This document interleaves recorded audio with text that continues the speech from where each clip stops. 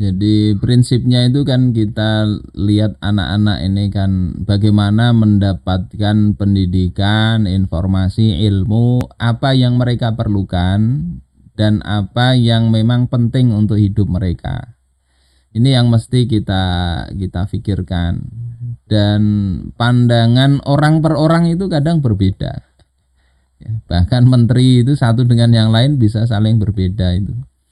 Ya, menteri yang mikirnya bisnis saja, mungkin yang dipikirkan bagaimana anak ini begitu lulus bisa bisnis. Iya. Sementara kita kaum muslimin nggak begitu. Kita memandang kehidupan itu sebagaimana Allah katakan, wabtaghi fima ataqallahu daral akhirah. Carilah dari apa yang Allah berikan kepada engkau itu, cari kebahagiaan negeri akhirat. Wala tansa nasibaka minad dunya. Jangan engkau lupakan bagian engkau di dunia.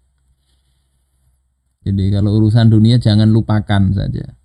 Walaupun ini para ahli tafsir beda pendapat, maksud jangan lupakan bagian di dunia itu apa? Sebagian ahli tafsir ya itu mengatakan yakni jangan lupakan umur engkau. Nasibaka minad dunya ay umruka.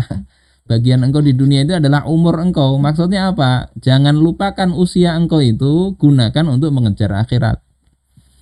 Nah, sebagian mengatakan ya cari kebahagiaan akhirat, jangan lupa dunia, itu artinya hidup yang bagus, yang bahagia di dunia, kehidupan yang baik itu jangan dilupakan juga untuk dicari. Sehingga fokus utama itu memang ke negeri akhirat. Maka awal yang mesti nggak boleh dilupakan oleh orang tua itu kan kewajiban-kewajiban dasar itu. Baca Al-Quran, ya. Allah katakan, Rasul katakan, addibu auladakum ala salasi khisalin hubbi nabikum wa hubbi ahli baitihi wa qiraatil Quran. Ajari anak kalian 3 perkara, cinta kepada Nabi, keluarganya, dan membaca Al-Quran. Jadi ini utama ini, mengajari bagaimana anak itu ada kecintaan terhadap Islam, kecintaan terhadap Rasulullah Shallallahu Alaihi Wasallam. Sehingga ini mesti menjadi, kalau dalam kurikulum, jadi masuk kurikulum itu. Makanya Sayyidina Sa'ad bin Abi Waqqas ya, di dalam kitab Nurul Yakin itu mengatakan, kunna nu'allimu auladana siratar rasul wa maghazih. Adalah kami itu mengajari anak-anak kami sirah Rasul dan peperangan-peperangan yang diikuti Rasulullah. Nah, beliau di Madinah itu ada 27 kali ikut dalam ghazwah, ya, dalam pasukan perang.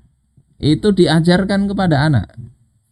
Kama nu'allimuhumul Qur'an, sebagaimana kami mengajari mereka Al-Qur'an. Ini kompetensi yang mesti diajarkan. Nah, ini kan kadang kita kelewatan ya. Dalam sistem sekuler ini orang nggak bisa baca Al-Qur'an pun itu bisa meraih ya gelar profesor ya, doktor banyak begitu. Suruh baca Al-Quran nggak bisa. Musibah ini, musibah. Sementara dia muslim. Kok bisa begitu? Ya Allah. Sehingga orang tua jangan sampai membiarkan anaknya nggak bisa baca Al-Quran.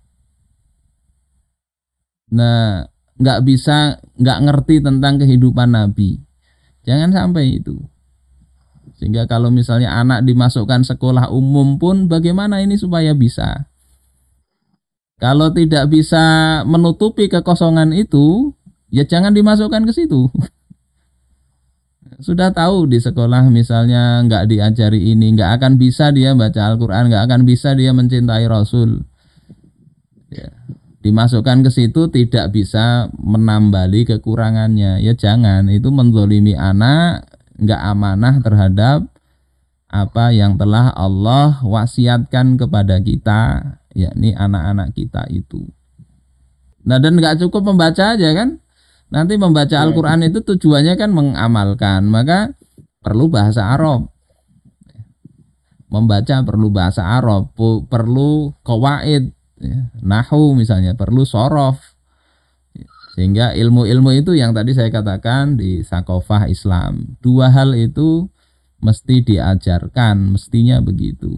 Sehingga kelak ketika dia pada level berikutnya, dia mau jadi dokter kah, mau jadi ahli matematik kah, mau jadi apa, dia sudah punya basic keislaman, basic taksiyah Islamiyah yang itu nggak akan membuat dia menjadi ilmuwan bermasalah, ya, nggak akan menjadi pejabat yang korup dan sebagainya, karena sudah terbekali dengan baik.